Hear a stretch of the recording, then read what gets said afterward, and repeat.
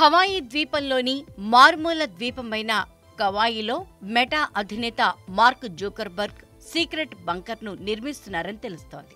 ఇందుకోసం ఏకంగా $260 మిలియన్ అంటే సుమారు 2100 కోట్లు వెచ్చిస్తున్నారని తెలుస్తోంది. మార్క్ జూకర్బర్గ్ ఒక భారీ భూగర్భ బంకర్ను నిర్మిస్తున్నారని News.com AU కథనం పేర్కొంది. 2014లో కొనుగోలు చేసిన లగ్జరీ ఎస్టేట్లో దీనిని నిర్మిస్తున్నారని అందులో తెలిపింది. అత్యంత దుర్భేద్యంగా ఉండేలా దాదాపు దశాబ్ద కాలంగా ఈ బంకర్ నిర్మాణం కోసం ప్రణాళికలు సిద్ధం చేశారని వివరించింది.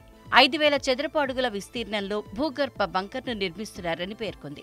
ఈ బంకర్కు స్వయంగా విద్యుత్, ఆహారాన్ని ఉత్పత్తి చేసుకునే సామర్థ్యం ఉందని వివరించింది. ఈ బంకర్ నిర్మాణానికి సంబంధించి జూకర్బర్గ్ ఇప్పటివరకు ఎలాంటి ప్రకటన చేయలేదు.